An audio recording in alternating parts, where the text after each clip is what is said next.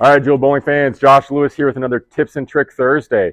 Today we're going to be talking about the also favorite topic, urethane bowling balls.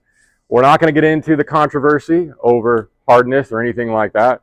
We're going to focus in primarily on what you should expect out of a urethane bowling ball, the kind of motion on the lane, when to use urethane, and when to not use urethane. All right, so let's get into it. All right, so this week we're going to be talking about urethane bowling balls.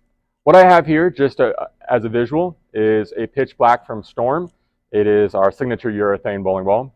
I also have two reactive bowling balls with short pin layouts. And by short pin, I'm referring to pin to positive access point layouts. We're going to get more into this next week, but right now we're talking about urethane. What are our expectations of urethane? Because of the cover stock, the urethane cover stock, as well as the surface that we typically put on urethane bowling balls, very low surface, 500 and below, most typically.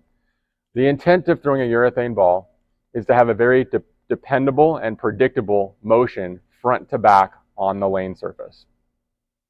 A urethane bowling ball, because of that surface, and will react almost immediately when it hits the lane.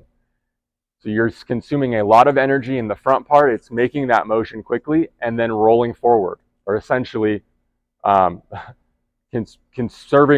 all the energy it can and having a lot less in the back end. So you're never going to see that spike on the back end of the oil pattern when you're throwing urethane, unless, of course, you slow your ball speed way down. So when do we use urethane, or when should we be using urethane? Oil patterns that are very short, right? You're trying to control that front to back reaction, or oil patterns that are very flat, where you're trying to maintain a minimal reaction down lane and avoid those big splits. That's where urethane comes in handy, okay? It is very, I would say, atypical in most cases where urethane would benefit you on longer patterns with higher volume ratios. Because, as I mentioned, if the ball is reacting in the first few feet of the lane, as soon as it touches the lane surface, if it's a long oil pattern, you're not going to have much reaction or hook right to left, left to right, down lane. So you're not going to be able to carry very well with urethane unless you're just extremely accurate. Also, when I would recommend urethane not be used, typical house shots. Right? House shots on the order of 8-to-1, 10-to-1, 12-to-1 oil ratios, in which there's a lot of oil in the middle and a lot less oil on the outside. Urethane, again, reacting to that friction, that lane surface very quickly.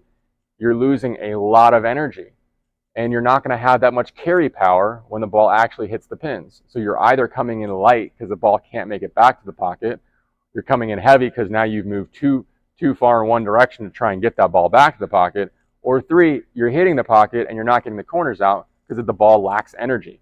That's where reactive comes into play, and we're going to talk about short pins to control that down lane motion next week, or just plain old typical reactive bowling balls. So urethane, it's great for those shorter patterns, shorter oil patterns, flatter oil patterns where you need to conserve your motion, be very predictable, right? May need to slow down a little bit, give the urethane a little bit more time to react in that front part of the lane. But ultimately, this ball is used to slow down motion and to be conservative. It's not intended to be a crutch on every oil pattern. And unfortunately, that's what we're seeing a lot in today's game.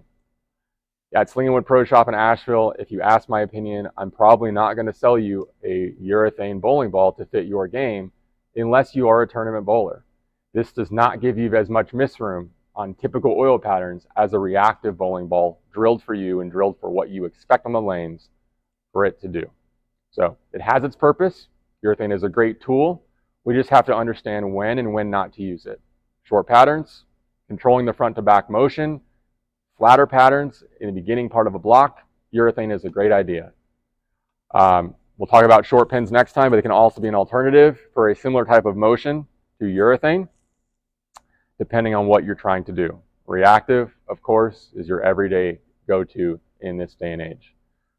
One last thing about urethane, and to not to dispel myths, but really to talk about what you can expect if you're bowling with someone that is throwing urethane. Common urethane today, and even urethane of the past, it does pick up oil and transfer it down lane. That's a given. If you look at a urethane bowling ball after it's come out of the ball return, it has a lot of oil left in the bowling ball. You can wipe that off very quickly. That's because it doesn't absorb into the cover stock like it does in a reactive bowling ball. Reactive picks up oil and takes it off the lane.